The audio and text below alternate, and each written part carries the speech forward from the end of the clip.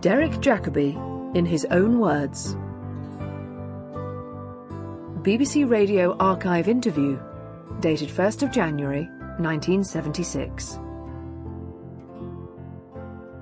Derek Jacobi playing Cassio and Maggie Smith as Desdemona from that very early production of Othello. You look back on that, Derek, with some affection.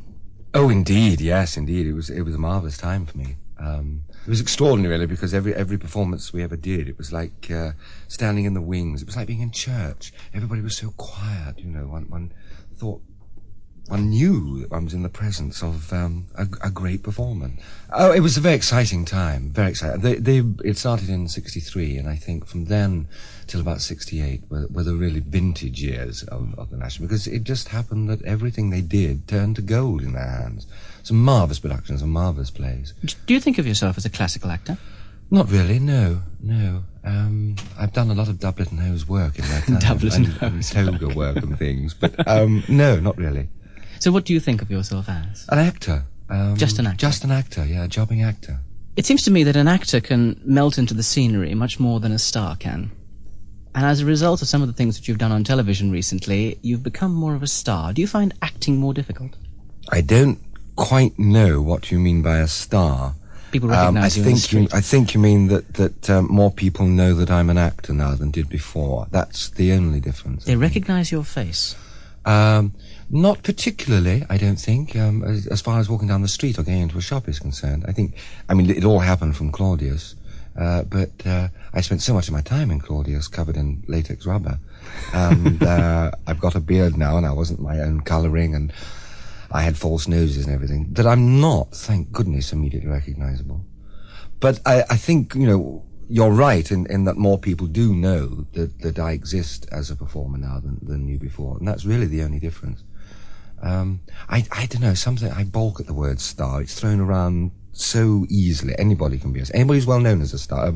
Newscaster is a star. Angela Rippon's a star, but she doesn't act. But that's the only difference. And you can still, I think, I'm convinced that if you're doing your job properly as an actor on stage, you can melt into the background if you want to. Did you find Claudius a very difficult thing to do? Yes, I suppose physically it was difficult. I mean, the mere fact of 6 hours in a makeup chair, and then all the twitching and the stuttering on things, and getting it all right at the right time. It was physically arduous, and the schedule was very relentless. We only had 12 days per episode. That's amazing. Which was quite heavy going. A 10 days rehearsal, 2 days in the studio, a so-called day off on the 13th day, which was an actual fact, the day that you learned the next episode. How difficult did you find bringing out the character from behind the mannerisms?